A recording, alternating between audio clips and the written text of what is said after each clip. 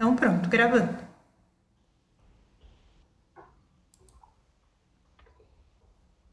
Boa noite, gente. Como vocês estão?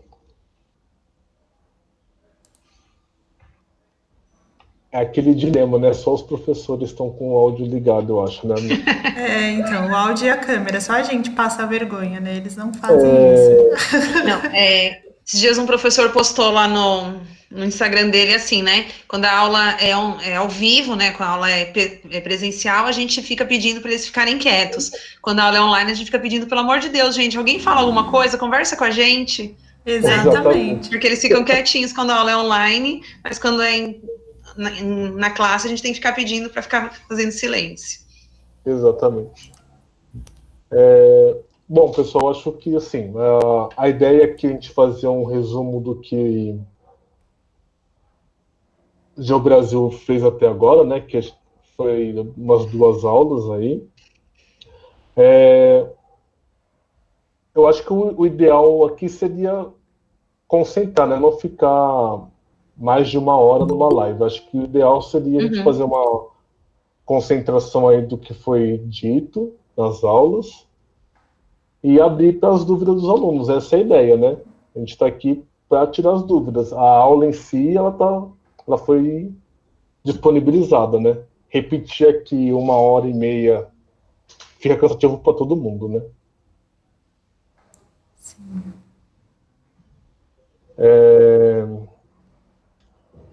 Você gostaria de falar alguma coisa, Mariane, para eles?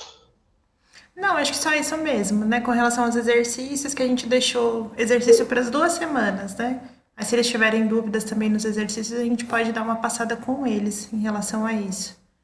Mas acho que o sentido é esse mesmo, né? De tirar as dúvidas, dar um apanhado geral e tirar as dúvidas.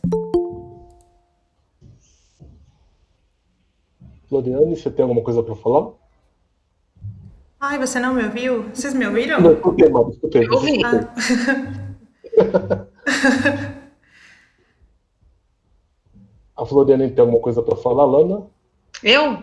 Não, Isso. não, porque assim, né? Hoje, como era Geo Brasil, eu sei que o tema de vocês da aula foi, né, formação territorial do Brasil, então dei uma olhadinha no material, mas assim, né? Acho que seria legal vocês darem uma introduçãozinha do que é o geral, como a gente fez com. É que assim, quando a gente fez a live 2 semanas atrás, foi a nossa primeira, a gente estava, né, Sim. testando o formato, realmente ficou um pouco muito extenso, né?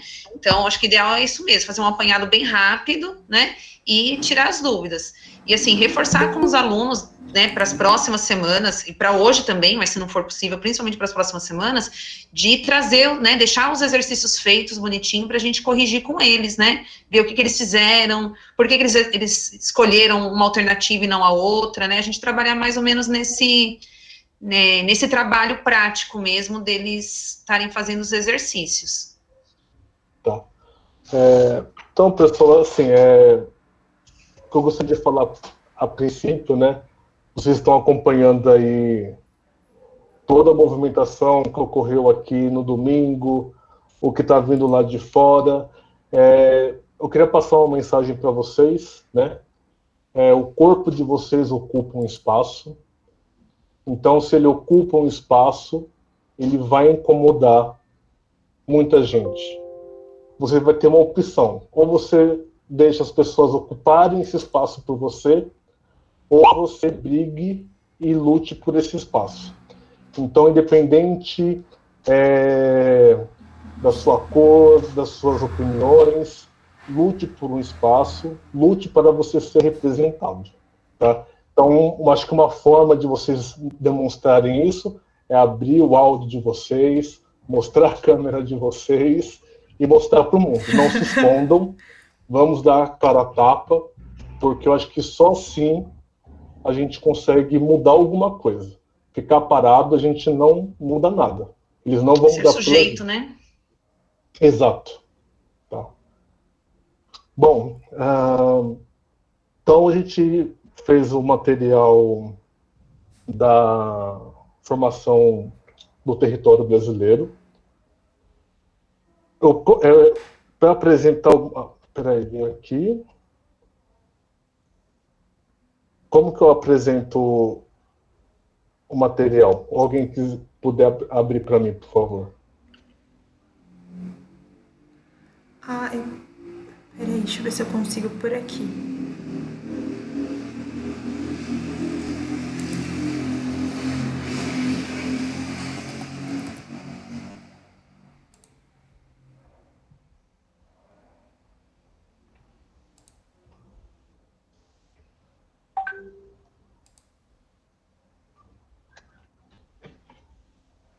Deixa eu ver aqui.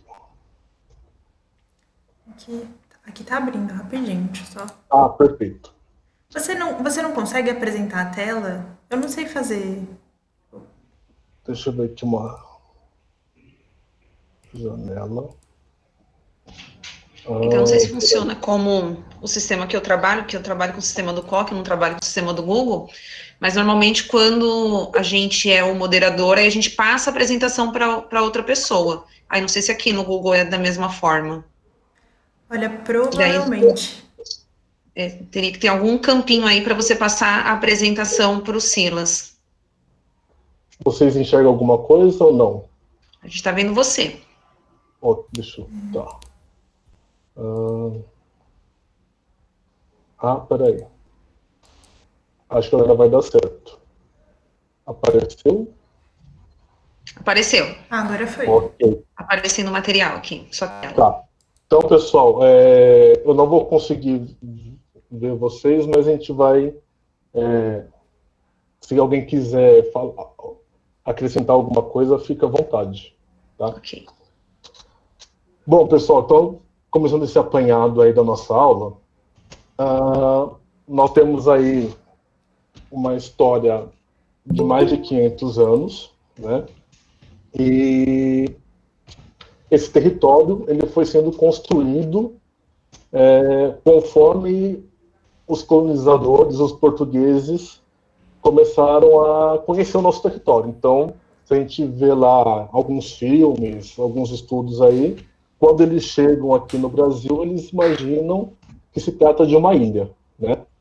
E conforme eles vão vendo o tamanho desse território que eles, entre aspas, né, descobriram, eles começam a criar, como que eu posso dizer, métodos de não perder esse território. É o que eu estava falando para vocês no início da aula. Eu tenho um território. Se eu não ocupo, alguém vai e ocupa ele por mim, né? Então, os portugueses, vendo a dimensão do nosso território, cria aí um acordo, né, com os espanhóis e através desse acordo aí, eles vão dividindo esse território, né? A parte mais oeste dos espanhóis, a parte mais leste para os portugueses. Então nós temos aí, né, um território de mais de 8 milhões de quilômetros quadrados, 93% das nossas terras está no hemisfério sul, então pegando lá a linha do Equador, abaixo da linha do Equador, 93% do nosso território. 7% dele acima da linha do Equador. Tá? Alguém quer falar alguma coisa, mencionar alguma coisa? Não. Tranquilo. Bom, então, quando os portugueses, né, eles dividem esse território, né, vocês estão olhando a questão do Tratado de Tordesilhas, e quando a gente fala de uma colonização feita por portugueses e espanhóis, qual era a ideia deles? Primeiramente, de exploração, né? Então, eles não tinham a intenção de desenvolver esse território. Então, o objetivo principal, não só aqui da colônia que Portugal fez aqui do Brasil, dos espanhóis, mas em toda a colonização que eles efetivaram no mundo inteiro, foi de explorar esse território, seja aqui no continente americano, na América do Sul, ou lá no continente africano. Então, a ideia deles era de explorar, tá? Então, naquela tentativa, né, que eu mencionei agora há pouco, de ocupar esse território, eles criam as capitanias hereditárias. Então, foi o primeiro esboço de organização desse território. Então, algumas capitanias hereditárias, como vocês podem ver aí, são nome de estados até hoje, né? Então, essas capitanias vieram aqui após uma exploração, a princípio, né, do pau-brasil. Essas capitanias hereditárias tentam desenvolver algum tipo de atividade econômica. Mas, atenção, essas atividades econômicas tinham como objetivo abastecer e enriquecer Portugal, e não criar raiz nenhuma aqui dentro, né? Então, criava algum tipo de produção agrícola aqui dentro, mas todos os benefícios estariam sendo enviados para Portugal. Boa parte dessas capitanias hereditárias, elas não deram muito certo, né? Por conta da questão climática, né? Então, boa parte delas não deram certo, porém, a exploração do nosso território, ela continuava. Então, houve aquele embate inicial entre os europeus e os índios nativos, né? Então, quando eu falo europeus, tenho em mente entre portugueses e espanhóis, tá? Alguém fez alguma pergunta? Eu não estou conseguindo ver. Não. Não, né? Não, tá. ainda não. Eu estou aqui acompanhando o chat. Se alguém fizer alguma pergunta no chat, eu vou passando para você, Silas. Perfeito. Então, quando os portugueses continuam, então, adentrando o nosso território. Houve esse embate inicial aí entre os europeus e, os índios, e a população nativa aqui do Brasil. Os índios, vendo que eles estavam em defasagem, né, eles procuram se esconder no interior do nosso território, tá? Então,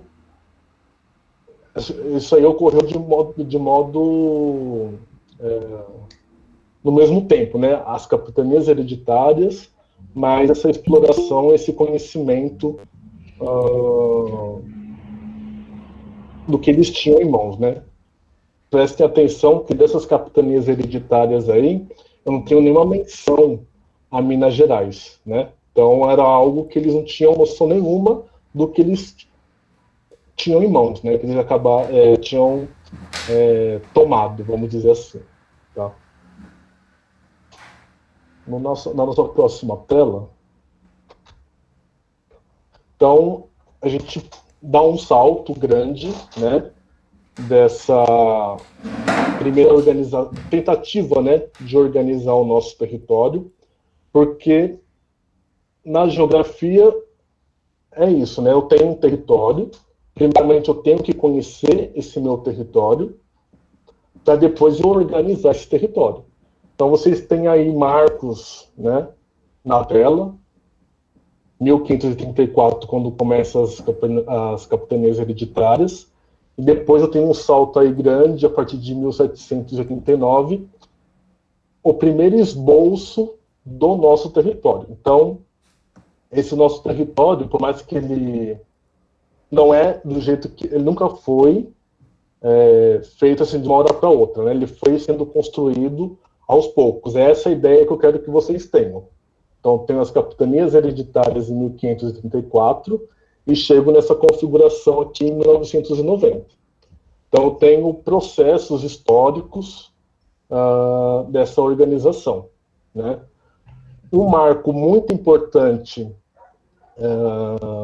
dessa configuração do nosso território atual é a Constituição de 1988, ok?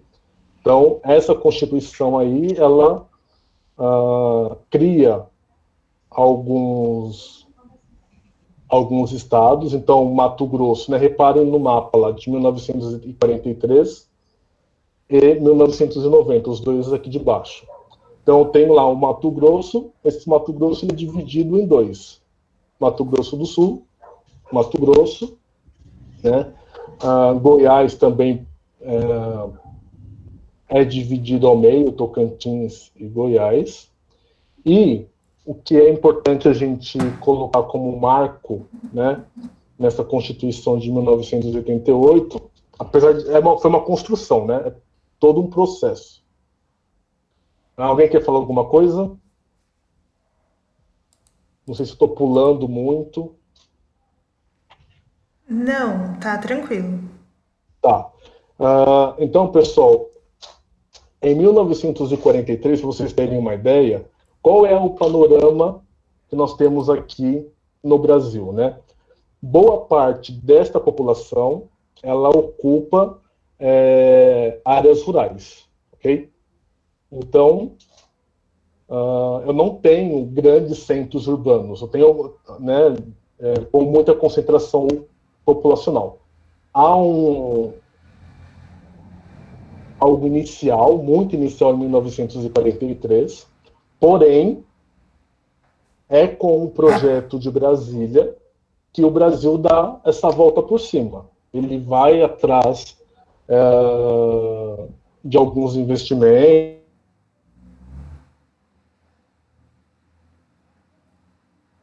em torno de mais de 8 milhões de quilômetros quadrados. Eu tenho que criar uma integração entre esse meu território.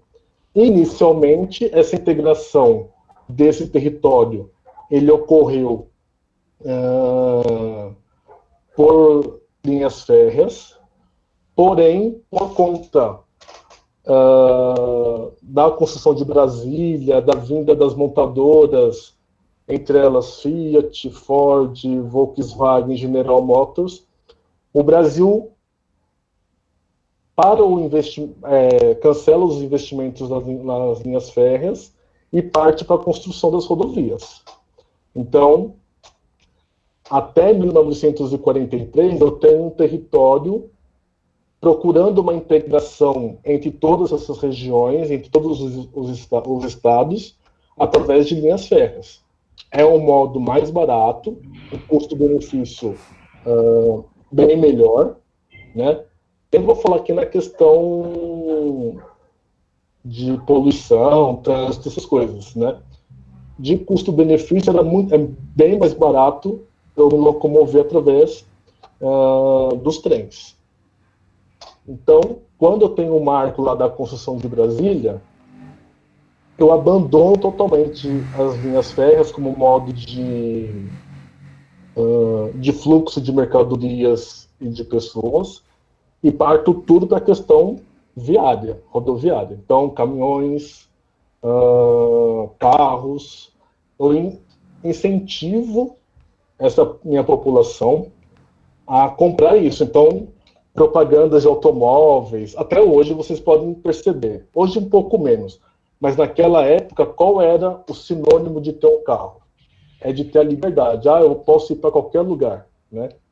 Então foi um marco. A construção de Brasília, né, nas décadas aí, final da década de 50, início da década de 60, foi um marco que lança o Brasil na tentativa de se industrializar. Ele quer deixar essa característica rural da agropecuária, e ele quer se tornar um país industrializado, ok? Alguma coisa?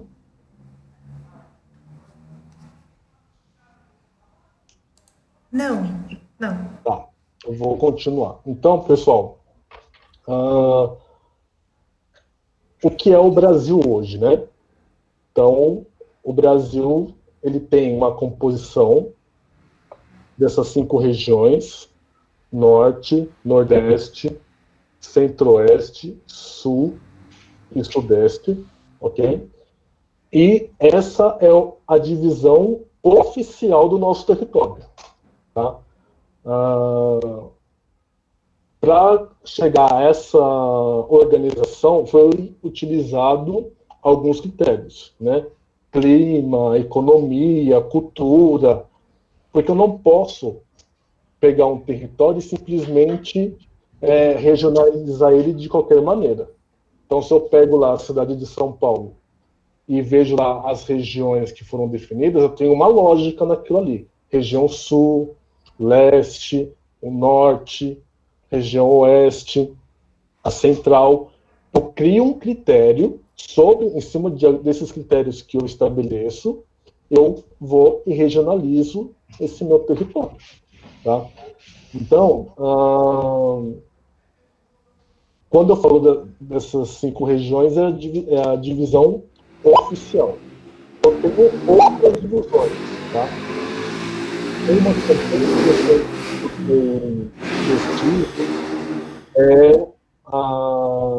é a regionalização geoeconômica. Tá? Então, essa regionalização geoeconômica, como o próprio nome diz, ele vai abordar questões, ele vai dividir esse meu território, tendo como critério atividades econômicas. Bom, essas atividades econômicas também foi utilizado também uma questão histórica. Então, se vocês, eu não tenho aqui no material, né? Eu não coloquei no material de vocês. Então, nas regiões geoeconômicas, eu vou ter 3 regiões, né? Nordeste, Centro-Sul e a Amazônia. Basicamente, o que vocês vão fazer, tá? Para vocês visualizarem isso nesse mapa? Pega a região Centro-Oeste, Sudeste e Sul e delimita ela como sendo a Centro-Sul.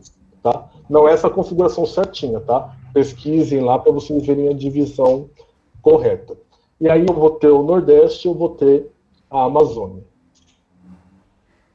Tem uma diferença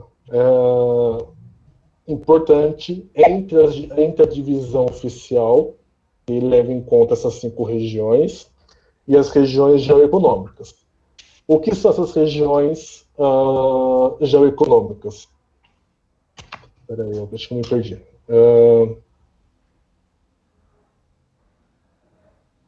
Elas vão levar um caráter histórico. Então, por exemplo, além da economia, tá? Então, o Nordeste, ele tem como marco a primeira tentativa de ocupação dos europeus no nosso território, ok? O Centro-Sul, ele marca também esse projeto de ocupação, de organização, de industrialização do país. E, por último, eu tenho a região Norte. Se vocês ficarem ainda em dúvida, é só vocês terem algo em mente. Quando os europeus, os portugueses, chegam aqui no Brasil, qual é a capital do Brasil, a primeira capital? Salvador. Tá? Quando eles mudam a capital de Salvador para o Rio de Janeiro, já é nessa tentativa de ter outras questões, né? De procurar um clima mais ameno, né? Mas já é uma questão de querer organizar melhor esse meu território. E depois, por último, a mudança da capital do Rio de Janeiro para a construção de Brasília. Tá? Então, essa regionalização geoeconômica, ela tem um pouco a ver também com a questão das capitais que o Brasil teve, né? E tem, no caso, que é Brasília. Alguma pergunta?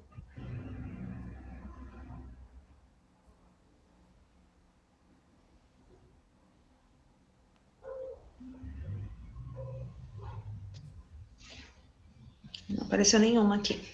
Ok.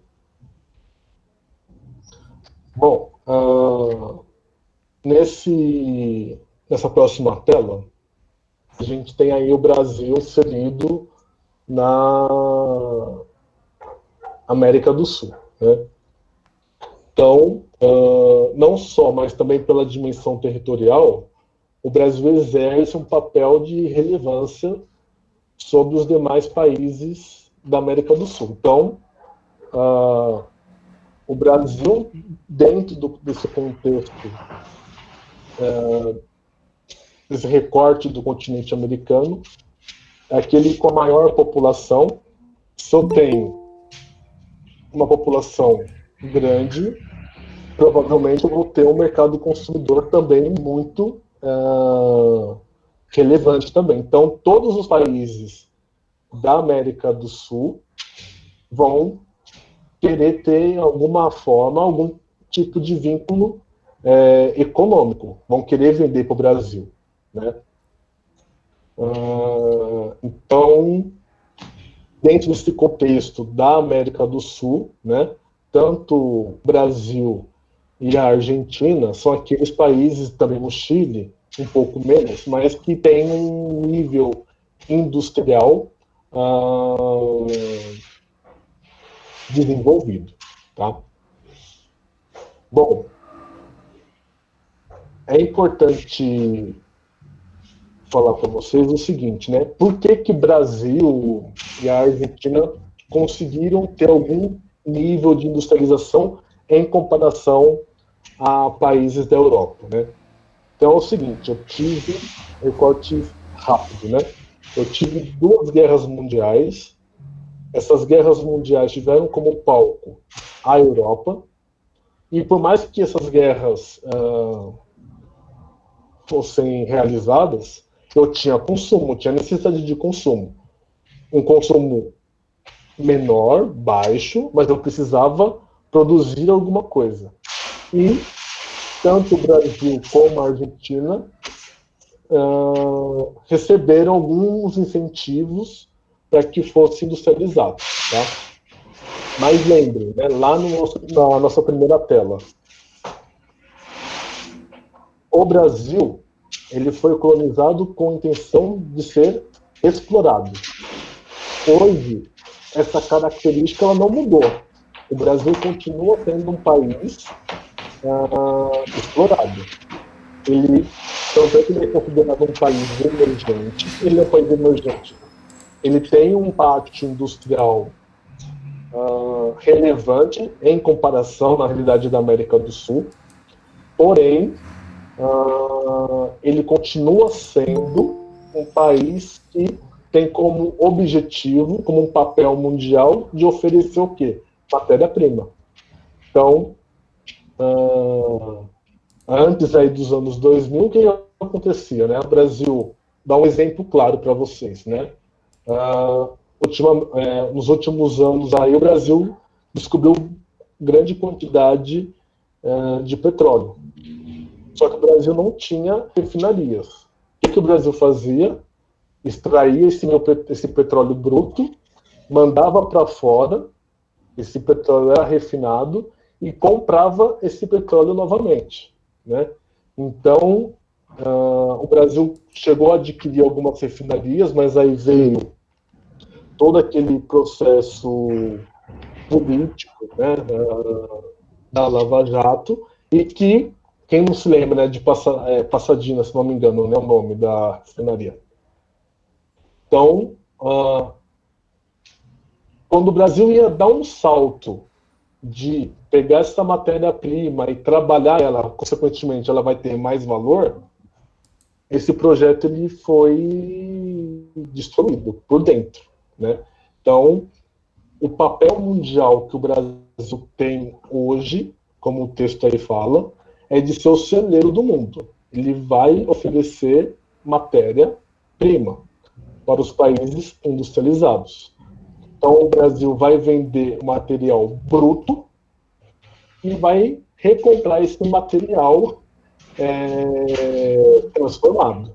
Então, a gente vai vender o petróleo, um exemplo, tá, por R$50 e vai comprar esse mesmo petróleo por R$200 depois, né?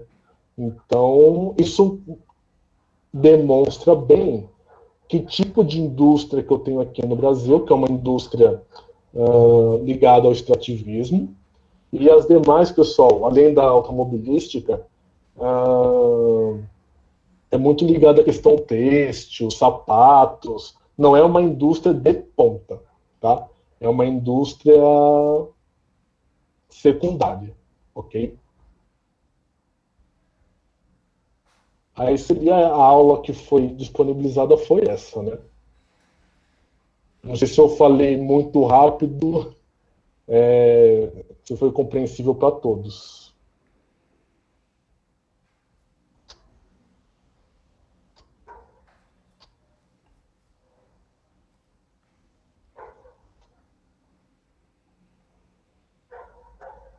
Alguma pergunta, gente, com relação a esse conteúdo? Vocês estão muito calados. Demais, isso me incomoda. Parece que a gente tá falando sozinho. Exatamente. Acho que é muito importante uma aula assim, né, para a gente pensar como foi a formação do nosso território, para a gente entender o papel que o Brasil tem hoje na economia mundial, né? E por que alguns acordos que a gente tem são tão importantes para o nosso país, né? Principalmente esses ligados à exportação de soja, de milho, né? Desses materiais como o Silas ia falando, né? Do setor básico mesmo, né? A nossa economia, ela é impulsionada pelo setor básico. A gente não tem uma indústria bem desenvolvida, uma indústria nacional bem desenvolvida, né? E aí isso faz com que, de alguma forma, a gente seja um país dependente, né, das grandes potências aí. Apareceu uma pergunta aqui no chat, né, do Herbert, perguntando sobre a expansão do café e a mineração. Você quer falar, Mariane? Posso falar um pouquinho. A questão do ciclo do café, são dois ciclos importantes econômicos, né? O do café ele veio antes, é isso? Se eu não estiver confusa. Não, É o do primeira mineração. primeira mineração, que foi isso mesmo. Então a gente tem primeiro o ciclo do ouro, né? Que aí é justamente nesse processo, porque a gente tem um processo de ocupação, primeiro do litoral, e aí vai interiorizando, né? Então se encontra o ouro mais ao interior, aí a gente tem essa expansão do território rumo ao interior, né? Foi um dos grandes processos de interiorização. O problema desse ouro é que ele não ficou aqui no Brasil, né? Não foi uma extração de ouro para desenvolver a indústria, ou para desenvolver as cidades, ou para desenvolver a nossa economia. Esse ouro ele era retirado dali da região de Minas Gerais, principalmente ali do quadrilátero ferrífero, e ele foi todo mandado para a Europa, né? Tanto que tem historiadores que falam que esse ouro que foi tirado daqui, na verdade, foi o ouro que financiou a primeira revolução industrial na Inglaterra. Então, a gente pensar como foi extraída uma riqueza tão grande aqui do nosso território, não é desenvolvida aqui, mas aí você desenvolve outros países da Europa, né? Então, é bem complicada essa relação da mineração, fora os danos ambientais, né? Porque aí nessa época você tem ali também o avanço rumo ao interior, aí tem a questão do próprio desmatamento da Mata Atlântica também, né? Esse processo de exploração dessa mata, de derrubada, e assim, não tinha nenhum plano para recuperação disso, né? Não se teve nenhum plano. Então, a gente acabou ficando mais com os danos do que com de fato, os recursos, né? Os recursos bons para se desenvolver ou para se fazer alguma coisa. Com relação ao ciclo do café, a gente já tem aqui, mais voltado aqui em São Paulo, né? Já se concentra mais aqui para a região do sudeste mesmo aqui de São Paulo. E ela impulsiona, na verdade, a economia da própria cidade de São Paulo a crescer, né? É também no ciclo do café que São Paulo ela vai despontar como a cidade, como uma grande metrópole nacional, né? Então, primeiro no ciclo da mineração, a gente tem esse ouro que é extraído e mandado para fora. E aí depois, se a gente pensar aqui no caso de São Paulo, a gente tem de fato o ciclo do café que vai fazendo com que São Paulo se urbanize mais. E aí aprofunda essa diferença que São Paulo tem em relação às outras cidades do Brasil, né? Exato. Então, assim, a gente tem a questão aí do café no início aí, né, quando chega a grande crise, né, de 1929, né, qual que é o grande baque, né? Eu tenho uma alta produção de café, sem ter mercado consumidor para vender. Então, o que as pessoas começam a fazer naquele período? Nem vale a pena vender esse café. Começa a queimar esse café, jogar fora. Então, vocês pegando a fundo essa questão da formação do território e dos ciclos econômicos que a gente passou, vocês vão perceber que o papel do Brasil era sempre de abastecer os mercados externos. Sempre. Tá? Então, aí vem a crise, o que acontece com a crise? Lá vai o Brasil, toma, legal, e se reconstrói novamente. Né? Então, não sei se vocês acompanharam aí nos últimos meses, que o mercado do petróleo estava negativo, o preço do petróleo, porque não tinha para quem comprar. Então, essa questão da pandemia, né? Tudo travou, parou, aviões parados, ninguém está se locomovendo como se locomovia antes, e o Brasil tem uma riqueza, que é a questão do petróleo, porém, ele não tem um valor tão importante hoje, porque não tem consumo no mundo. Né? Então, quando tem aquelas políticas todas de distribuição de renda, por que o Brasil não se ferra em 2008? Porque já tinha um mercado interno aqui, consumidor. Então, o mercado interno, ele segurou o baque lá de fora. Porém, essa desconstrução que a gente vem passando aí, desde 2016 para cá, atrela novamente o Brasil ao que acontece lá fora, principalmente lá nos Estados Unidos. Então, se lá fora a economia vai bem, a gente recebe algum tipo de benefício aqui dentro. Mas eu fico à mercê, né? Não tem uma política hoje desenvolvimentista aqui no Brasil.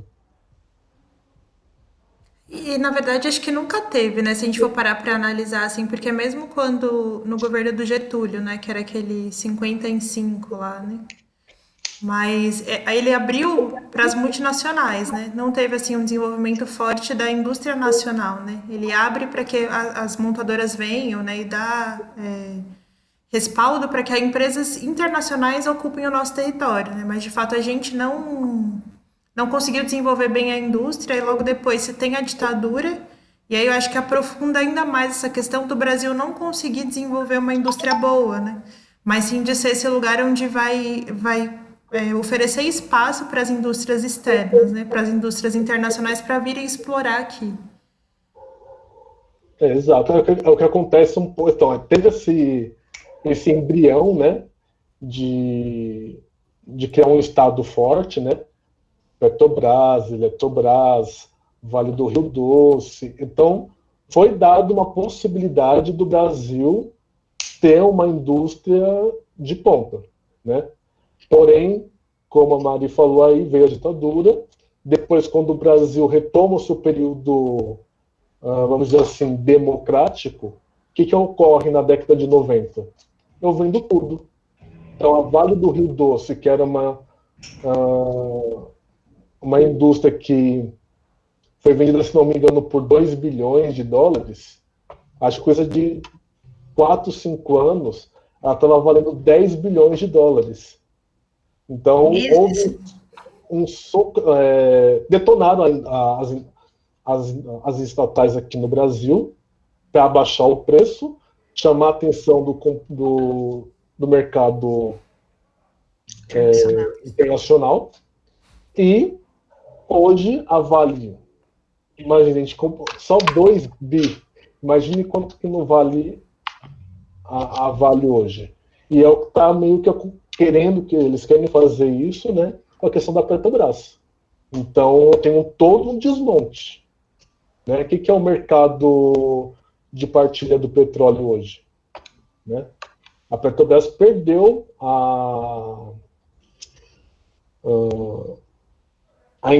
esqueci agora a palavra.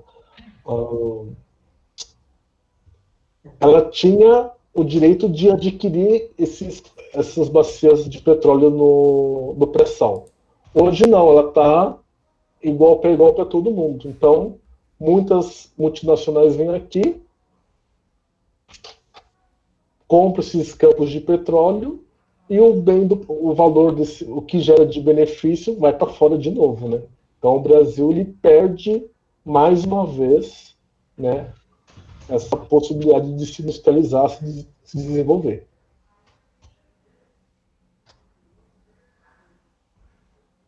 Ai, gente, eu acho que eu falei o nome errado, né? Agora que eu vi. Eu falei Getúlio, era Juscelino, é JK. Tudo acontece.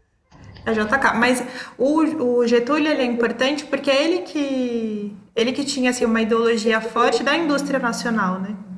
Essa coisa... Exatamente. Então, o Getúlio, ele é importante porque ele, ao contrário do JK, que começa esse plano de abertura, o Getúlio, ele tinha essa coisa de desenvolver uma indústria forte nacional, né? Então...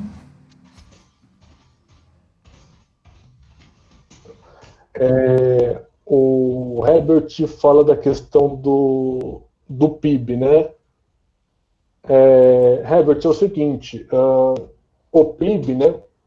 Você já deve saber que é o Produto Interno Bruto. Tudo aquilo que o Brasil produz, ele tem um valor e é PIB. Então, eu venho aqui produzir essa caneta. Ela tem um valor X, né? A Mari foi lá, produziu um tênis, né? A Floriane foi lá, produziu um carro. Tudo isso é um valor, tem um valor de mercado, né? Então, isso é o PIB. O que as pessoas falam, né? Quando o PIB está alto, é porque houve uma alta produção. Se houve uma alta produção, houve consumo.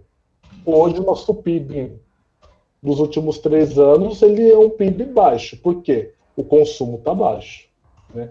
Então, o PIB ele, se alinha ao que o país produz, né? Mais uma vez, se ele produz matéria-prima, vai ter um valor X. Agora, se ele pega essa matéria-prima e transforma ela em algum outro produto, vai ser X ao quadrado, X ao cubo. É isso.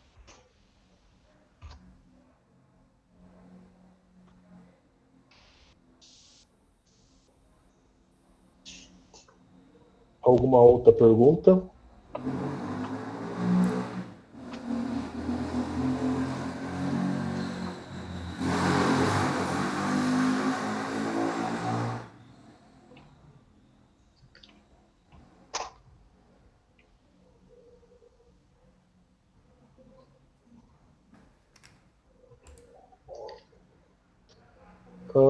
Tá.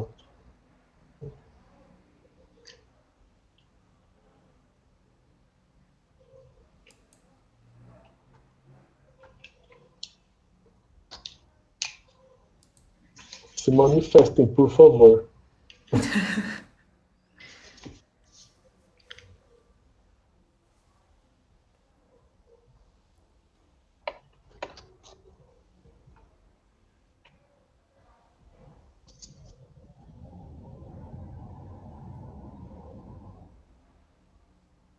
Amanda, o que você achou da aula, Amanda?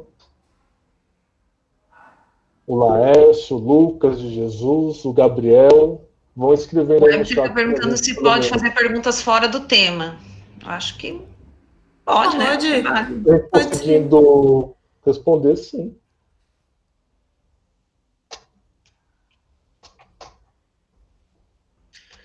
Enquanto o Webster vai fazendo a pergunta, né, até adiantando um pouquinho a matéria, porque em Geografia Geral a gente vai trabalhar a questão, né, das fases do capitalismo. Então, quando a gente fala sobre a ocupação territorial do Brasil, a gente pode fazer um pouquinho nesse link também com as aulas de Geografia Geral e o desenvolvimento do capitalismo, né? Quando Portugal vem ocupar o território brasileiro, que na verdade, como o Silas falou, Portugal não estava interessado em ocupar o território no primeiro momento, né? Europa está no começo da primeira fase do capitalismo, que é a fase comercial. Então, na fase comercial, o que era a grande, né, vamos dizer assim, grande, que a gente chama de, chama de, o que é o nome? esqueci, acúmulo primitivo do capital, né? O que era a grande fonte de acúmulo primitivo do capital? Era o acúmulo de metais preciosos, né? O ouro e a prata, que eram a moeda corrente na época. Então, na transição do feudalismo para o capitalismo, a moeda ganha essa importância, então os países começam, né, os estados nacionais que estavam se formando naquele momento, começam a se lançar ao mar em busca desses metais, e como era um capitalismo comercial, em busca de produtos que pudessem ser comercializados na Europa, e também aumentar esse acúmulo de metais preciosos com a venda desses produtos. Então, quando Portugal vem para o Brasil, né, vem colonizar o Brasil, ele estava interessado em buscar ouro e prata por conta desse momento que a economia na Europa estava vivendo, né, o capitalismo comercial. Então, não encontra, né, quando Portugal chega aqui no Brasil, ele não encontra ouro e prata, ao contrário da Espanha, ele tropeça no ouro lá do outro lado das Américas, né, e aí a busca de Portugal, não queria ocupar o território, foi explorar o pau-brasil, né, foi a primeira riqueza retirada aqui do território, foi o pau-brasil.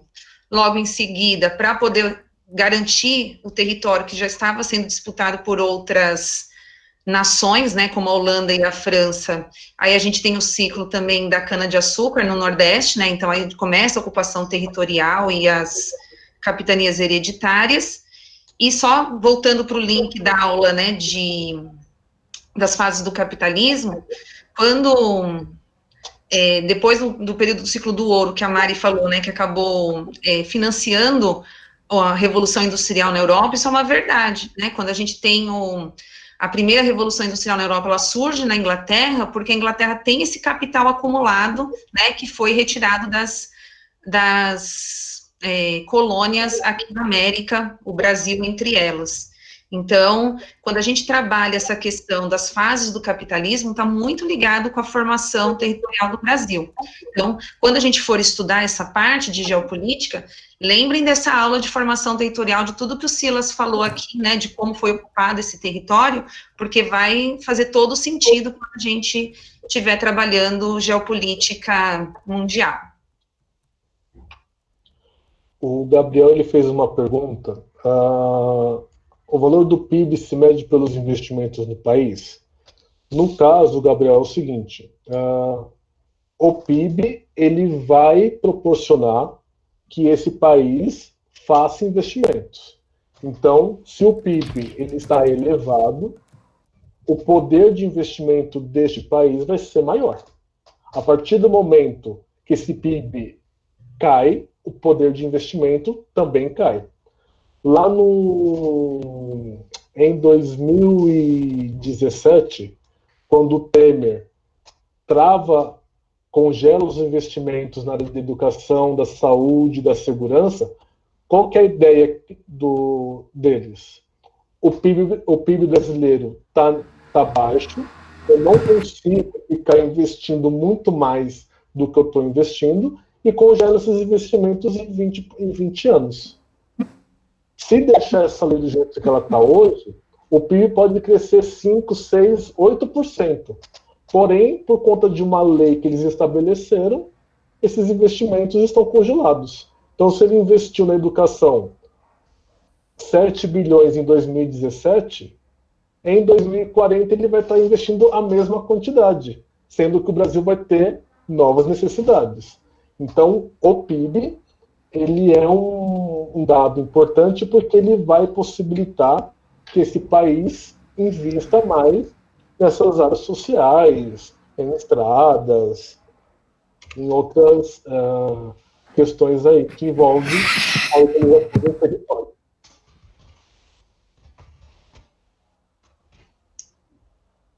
O Fernandes falou a respeito da definição de planície, depressão e planalto. Quer falar, Mari? Falo sim. Bom, na questão de relevo, essas 3 macroformas, né, elas são as 3 macroformas do território brasileiro. Então, quando a gente fala da questão física do nosso território, a gente vai falar de planaltos, planícies e depressões, né? Então, são esses 3 tipos de formação predominantes que a gente tem aqui no Brasil. Aí, por exemplo, quando a gente fala de planície, a definição Então, são áreas que elas foram geradas pela deposição de sedimentos, né? Então, foram sedimentos e eles estão associados aos períodos do Quaternário e do Holoceno. Então, são sedimentos mais recentes, não são estruturas tão antigas, né? Quando a gente fala, por exemplo, aqui dos planaltos, são formas um pouco mais antigas, estruturas cristalinas, né? Então, são relevos mais altos.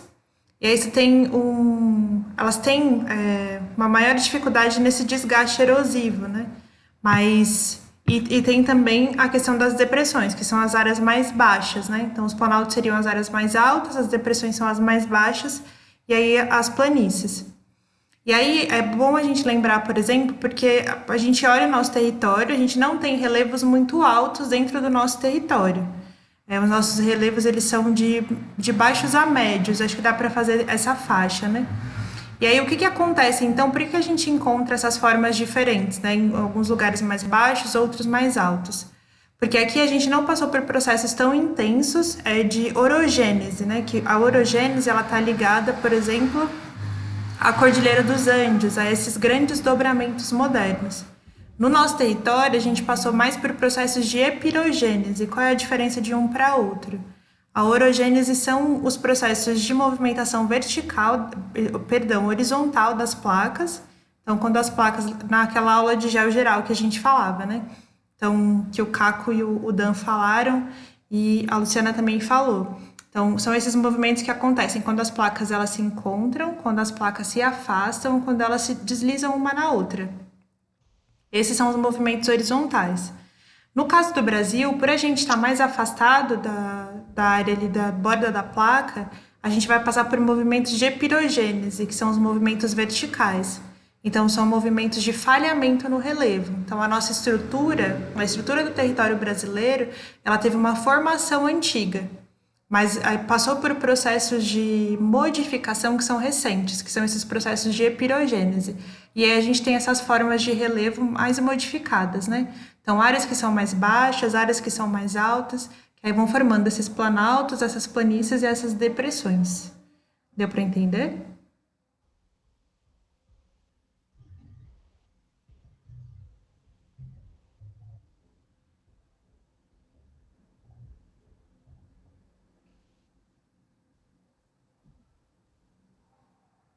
Aí, gente, um exemplo, assim, né? Por exemplo, aqui em São Paulo, esses exemplos de falha, né? A gente tem a Serra do Mar. A Serra do Mar, ela é uma área que ela foi soerguida. Então, ela passou por esse processo de falhamento e ela se eleva.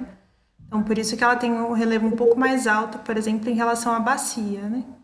Então, só para a gente ter como exemplo aqui. Então, a gente tem, por exemplo, o Vale do Paraíba, que é uma área um pouco mais baixa, e tem a Serra do Mar. Então, o Vale do Paraíba, ele na verdade, passa pelo processo de rebaixamento e a Serra do Mar de soerguimento. É esse processo de epirogênese, né? Por isso que o nosso relevo ele tem essa diferença de altura, mas não são, por exemplo, não é um relevo montanhoso.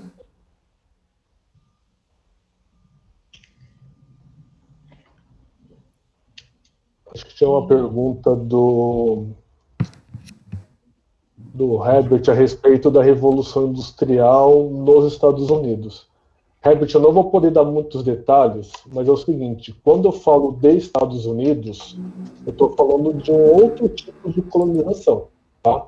Nos Estados Unidos, foi realizada uma colonização. A ideia deles era outra, era desenvolver aquele território.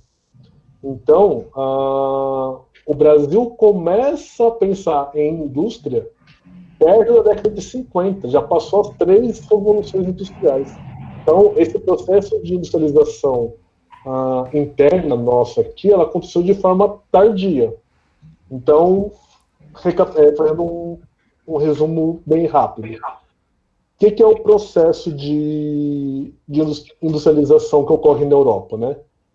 Ele surge, ele fortalece, ajuda a criar esse cenário urbano que eles têm hoje. Então, a Europa, os Estados Unidos, um pouco menos, mas eles conseguiram criar um planejamento urbano para que acomodassem as indústrias e as pessoas. As indústrias precisam de mão de obra, então elas tinham que atrair essas pessoas que estavam no meio rural para vir para o meio urbano. Tá? Só que no Brasil esse processo ocorreu de forma tardia e muito acelerada. Então, entre a década de 60 e 70 até início de 90, as pessoas começavam a vir para São Paulo de tudo quanto é jeito, as indústrias já estavam aqui e a gente tem essa bagunça nesse planejamento urbano muito por conta disso. A Europa, principalmente, ela teve tempo de planejar e de se estruturar. Tá? Então, a gente não tem na Europa casas, né, o chamado as favelas, as comunidades em si. Então, o governo em si lá na Europa teve esse tempo de manobrar e de planejar. Aqui na América do Sul, não. Então, foi tudo assim no estalar de dedos. Né? As indústrias vieram, as estradas começaram a ser feitas sem muito planejamento. Então, lá nos Estados Unidos, é uma outra realidade porque a colonização que foi feita lá foi de povoamento, né, querendo desenvolver aquele território. O que aqui no Brasil, essa ideia de desenvolver alguma coisa, ela demorou muito.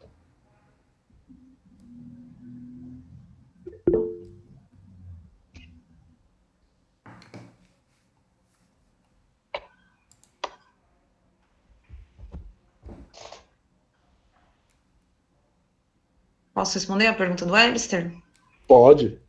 Então, na verdade, não é uma visão forte. Tem essa questão, tem duas questões aí ligadas ao desenvolvimento tardio da industrialização no Brasil. A primeira, que não era interesse das potências, né, europeias que as indústrias se desenvolvessem fora da Europa, exceção dos Estados Unidos, do Canadá, que foram colônias de povoamento. O restante das Américas eram colônias de exploração, então não queriam, era até proibido que a gente se desenvolvesse em termos industriais, por muito tempo, mesmo depois da independência do Brasil de Portugal, né, por pressão da Inglaterra, a gente não podia desenvolver indústrias aqui.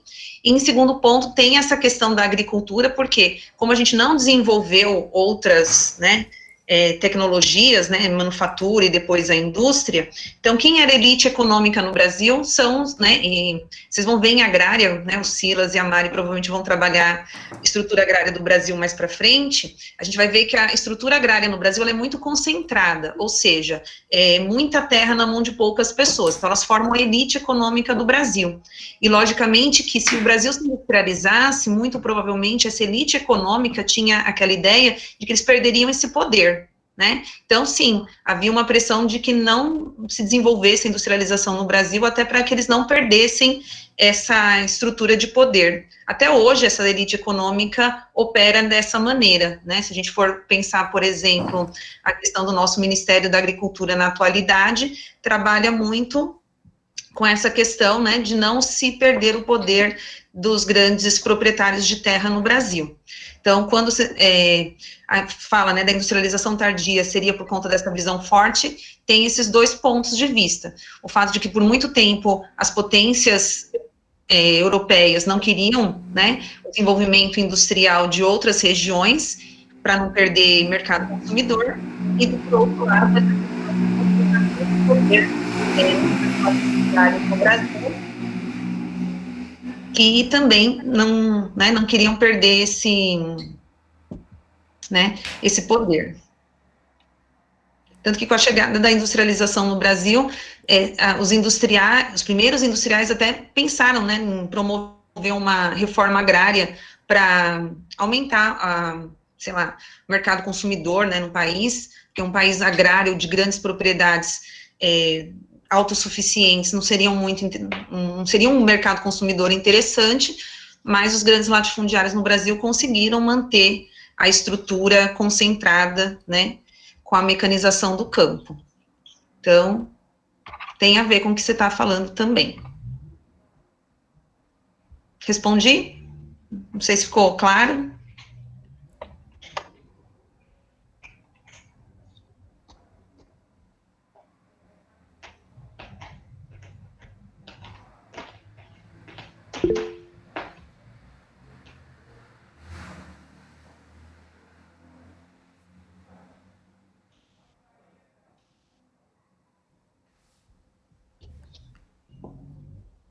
Silas, não tá dando para te ouvir.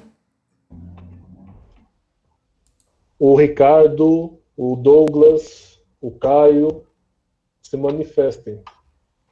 Eu sou bem assim, viu, gente? Se ficar muito quieto, eu vou começar a invocar aqui o nome de vocês.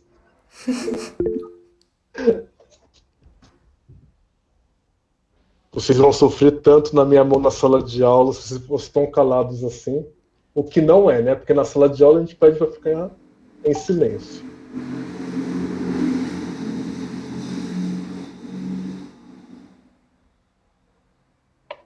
O Jonathan, desculpa. A Joana.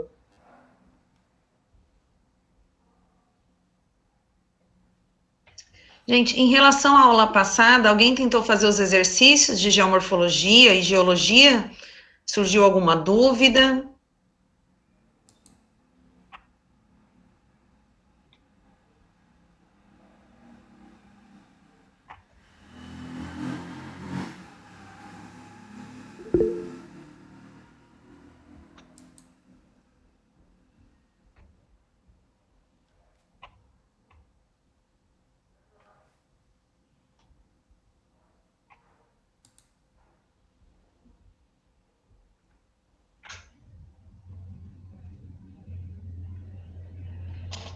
Bom, acho que eu posso entender o silêncio deles como encerrada a aula, né?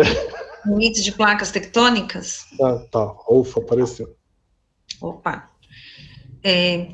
Eu tenho como mostrar uma apresentação aqui? Sim. Eu preciso baixar, peraí, deixa eu baixar primeiro a apresentação aqui rapidinho.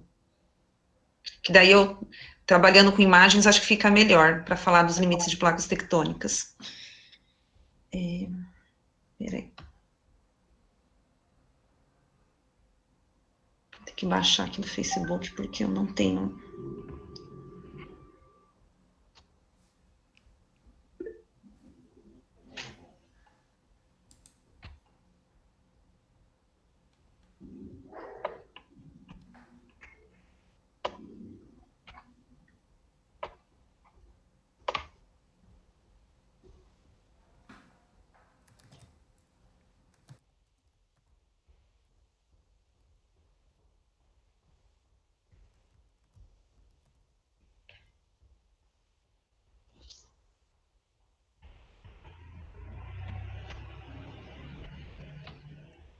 O Webster perguntou sobre a litosfera. Ele está perguntando se ela pode ser definida como crosta, né? na verdade, ela é uma parte, a crosta é uma parte da litosfera. Isso. Deixa eu... Ai. História... Deixa eu ver aqui.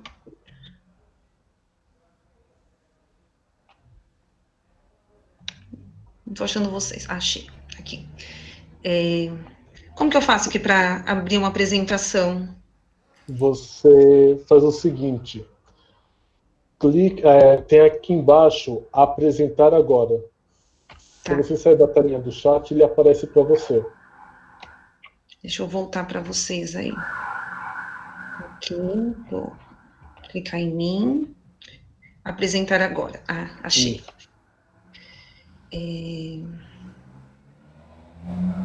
Vai ficar uma janela.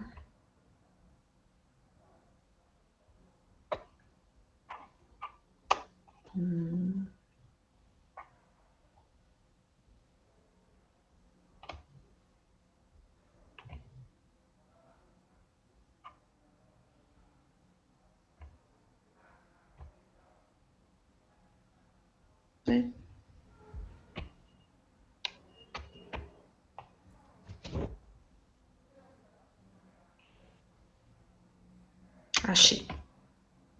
Compartilhar. Apareceu?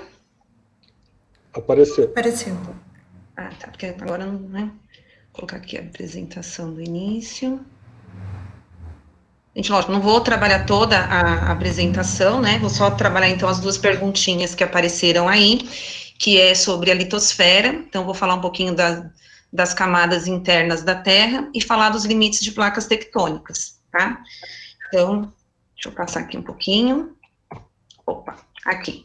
Então, quando a gente fala de litosfera, né, quando a gente fala da divisão das camadas internas da Terra, a gente tem duas classificações, né? A divisão do modelo geoquímico, que normalmente é aquela que a gente aprende lá no 6º ano, né, que é a divisão mais simples, que é núcleo, manto e crosta, e a divisão pelo modelo físico, que daí tem a ver com a estrutura, né, como posso dizer, com o estado físico da matéria de cada camada, tá? Então, a gente vai ter aí a endosfera, né, que é dividida entre núcleo interno e núcleo externo. O núcleo interno é sólido, o núcleo externo em estado de fusão. A mesosfera, que vai ser um material sólido, né, mas que tem um movimento, né, que é aquele movimento de convecção que o Caco e o Daniel explicaram bastante na última aula. Aí nós vamos ter, entre a litosfera e a mesosfera, a chamada astenosfera, que é uma camada em que o material está que a gente chama de semifusão, né? A professora do Fundamental 2 lá da escola, ela usa o slime meio como uma ideia. Então, é um material que ele não está totalmente derretido, mas ele tem essa plasticidade, e que é importante, que é porque sobre a astenosfera, a litosfera vai deslizar, né? Então, a litosfera, ela é a parte superior do manto, mais a crosta terrestre. Então, ela pega toda a crosta terrestre, mais a parte superior do manto, que está em estado sólido. Opa, deixa eu voltar aqui um pouquinho, tá? Então, a camada mais externa do manto, né? Mais a crosta terrestre vai formar a litosfera, tá? E a litosfera, ela é toda dividida em várias partes, ela é quebradinha por conta do movimento de convecção, que são as placas. Então, cada parte da litosfera são as placas tectônicas, tá? Então, vamos lá para a placa tectônica para responder a questão dos limites de placa. Bom, então, por conta do movimento de convecção, né? Deixa eu mostrar aqui. Você tem um núcleo muito quente, né, ele aquece o material aqui que está próximo dele, esse material ele sobe, lógico, num processo muito lento. Quando ele chega aqui, encosta na litosfera, esse material ele vai se dividir, parte para um lado, parte para o outro, e aí ele vai provocar uma pressão sobre a litosfera, e nessa pressão a litosfera ela vai se partir, ela vai se quebrar, né, isso também foi uma parte que o Caco e o Daniel explicaram na última aula. E aí, nesse processo, né, de se partir, ela vai continuar se movimentando. Então, aqui você tem uma placa tectônica indo para um lado, outra indo para o outro. Vai chegar em algum momento aqui, ó, que nós vamos ter também um movimento de convecção, ó, que o material está descendo, e aqui ele vai provocar o encontro das placas tectônicas. Então, as placas tectônicas, elas têm 3 tipos de movimentos, tá? O movimento convergente, que é esse movimento, né, de encontro das placas tectônicas aqui. O movimento convergente, que é um movimento de encontro de placas tectônicas, então tá uma indo ao encontro da outra. Na verdade, elas estão sempre em contato, né, a gente tem essa ideia de que elas estão se chocando, elas não estão se chocando, elas estão sempre em contato, mas uma fazendo pressão sobre a outra. Então, nesse movimento convergente de encontro, as consequências desse movimento serão os terremotos, né, então, quando ela se dobra ou ela vai se quebrar, ela libera energia, e essa energia provoca a movimentação da placa, que é o que a gente chama de terremoto, onde nós vamos ter falhas, né, nessas placas, por conta da pressão do magma na astenosfera. Esse material, ele vai querer subir para superfície formando os vulcões, então vai ter a formação do vulcanismo, e também formação de relevo, né, o dobramento da placa forma as cordilheiras montanhosas, como, por exemplo, a Cordilheira dos Andes, né, o vulcanismo, aqui o vulcão Kilauea, no Havaí, por exemplo, as ilhas havaianas, né, todas as ilhas do Havaí são ilhas vulcânicas, ou seja, né, o vulcão, ele se forma no fundo do oceano, ele vai crescendo, né, vai formando o cone, vai formando o relevo, ele vai se resfriando,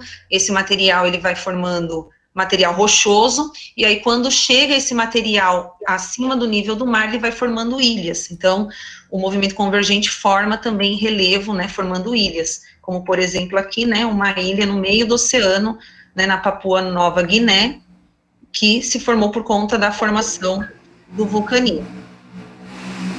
Então, o movimento divergente, mas o movimento convergente ponto das placas tectônicas. O movimento divergente é um movimento de separação das placas. Então, se você tem um lado, as placas estão se encontrando, onde você tem esse movimento de convecção que provoca, né, a fragmentação da placa, elas começam a se separar. Quando a placa se separa, o que que acontece? O magma que está no interior, ele vem para a superfície.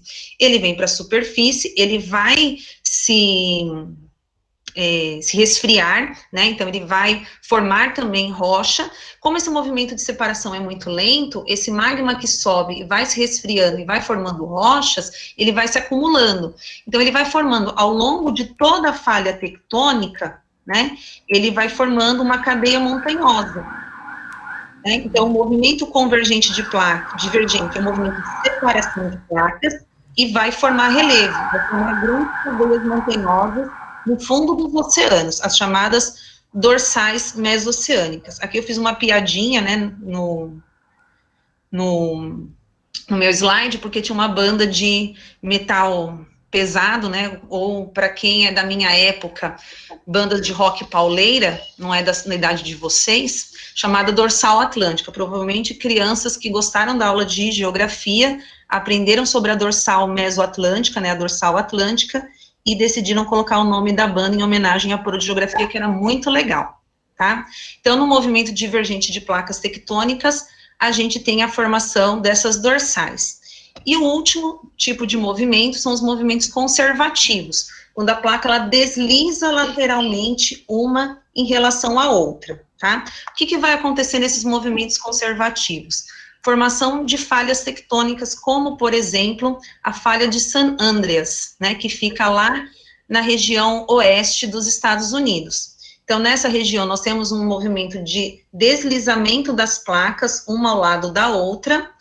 Esse deslizamento da placa vai formar essa grande falha tectônica, e, lógico, ela está deslizando, gente, mas não é suavemente, né? Esse material, ele vai pressionando uma a outra, vai acumulando energia. Quando ocorre exatamente o deslizamento, é um negócio brusco e vai provocar, então, terremotos, desde os mais fracos até terremotos mais intensos, tá? Então, gente, esses são os grandes movimentos aí de placas tectônicas. Deu para ver? Deu sim.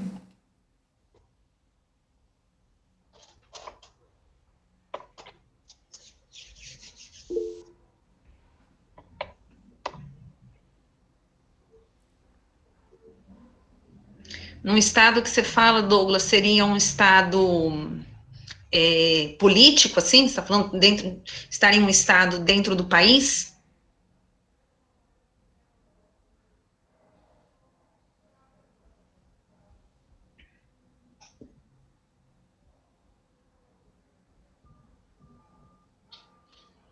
Então, sim, na verdade, sim. Toda a litosfera é composta pelas placas tectônicas, né?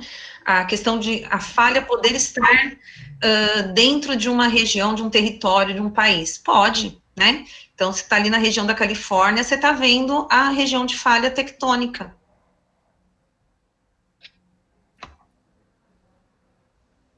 Normalmente, as áreas de falhas estão no fundo dos oceanos, né? Mas na questão ali, você consegue observar no território, na superfície mesmo, né? No território continental.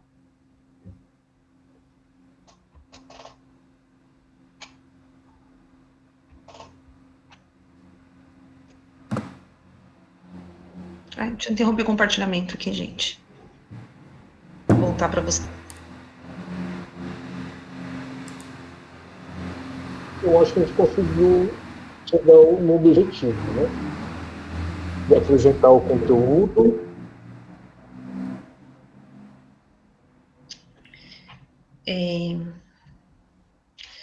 Então, do nada não, né? Normalmente os movimentos como que a gente fala? Os movimentos de convecção, né? Eles são bem localizados, assim, mas quando a placa, ela cresce muito, então, por exemplo, a placa africana, nossa, onde que eu tô aqui, gente? Eu Eu estou vendo eu mesma aqui, eu não queria ver eu mesma na tela, mas tudo bem, não estou conseguindo mudar aqui. A placa africana, ela já tem, ela está se desenvolvendo, é uma placa que está em crescimento, né, porque a borda dela ali, quando faz fronteira com a placa sul-americana, é uma área de movimento divergente, então é um movimento de formação de placa tectônica, e o que está acontecendo é que na região ali do Quênia, na África, está havendo um movimento de ruptura, tá? Então, vocês puderem dar uma pesquisadinha aí, no ano passado teve uma abertura de uma falha que destruiu estradas no Quênia, porque é uma região ali da África, e daqui a alguns milhões de anos, toda aquela região mais oriental da África vai se separar do continente africano, porque a placa sul-africana ela vai se romper.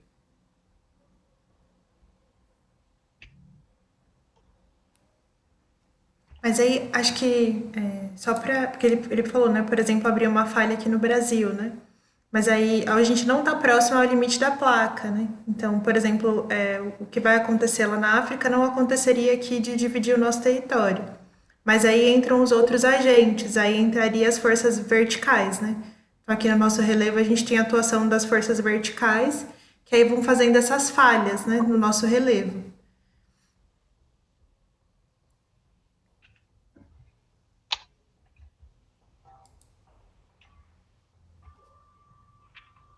É importante dizer também que essas placas tectônicas, né, a gente tem uma configuração atual, né?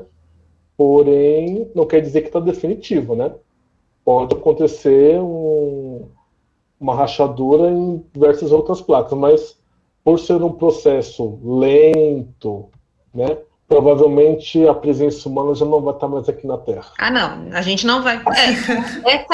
Essa falha na África a gente já observa na superfície, mas a separação mesmo da placa, o rompimento da placa, vai ser daqui a milhões de anos. A gente não vai estar aqui para ver, com certeza. Assim, aqui no Brasil, né, eu lembro da minha época da faculdade, a saudosa Chiquinha, né? Você teve aula com ela, Sila?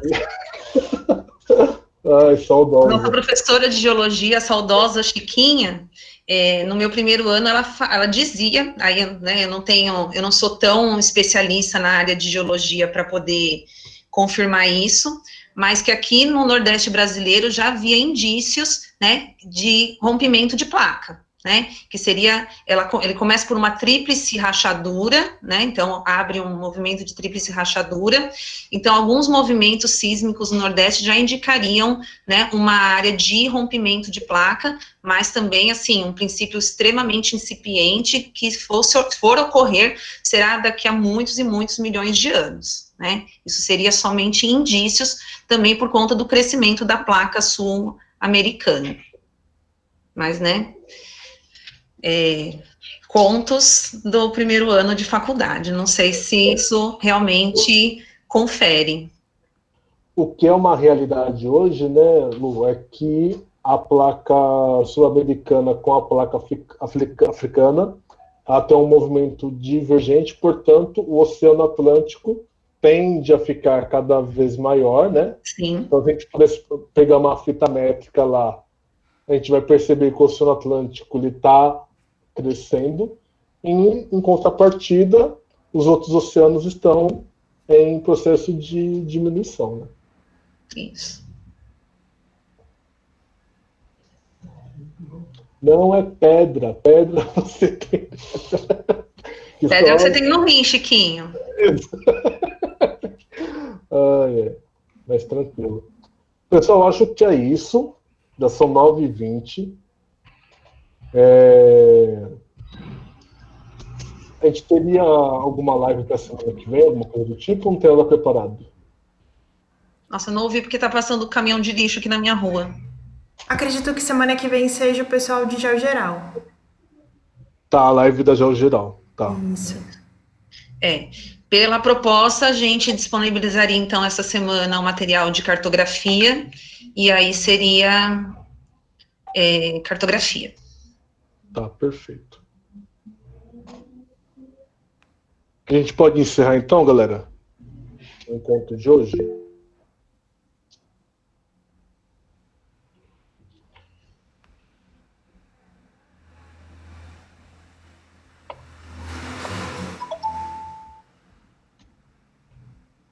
Então,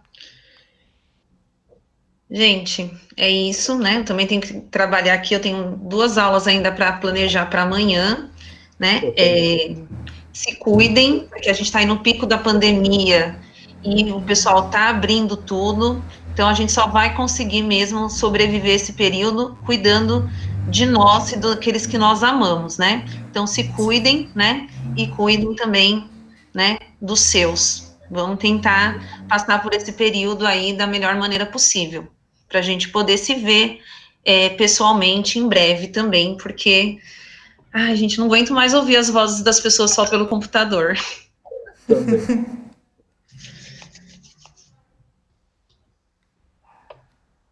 Um último recado, um desafio. Se na minha próxima live tiver 5 webcams ligadas, eu pago um mico na frente de todos vocês. Adoro pagar mico. Mas se não abrir a câmera também não vale a pena. Fica esse desafio para vocês. E o mico escolhido pelos alunos, né? Pode ser. Ô, louco. Eu nem prometo essas coisas, porque sem prometer eu já pago o mico, imagina se prometo ainda. Exatamente. Eu sou uma apagação de mico que olha só eu canto, eu danço. Olha, vocês estão perdendo, viu? Olha aí, vários talentos. A gente tem. Então, gente, todo mundo de banho tomado e liguem o webcam na próxima aula. Um abraço para todo mundo, viu? Lu, obrigado. Tchau, Maria, obrigado. Eu que agradeço. Agradeço aí a presença dos alunos, né? Porque sem vocês a gente não teria nenhum sentido aqui. E venham quarta-feira que vem novamente. Obrigadão, gente. Até mais. Tchau, gente. Tchau.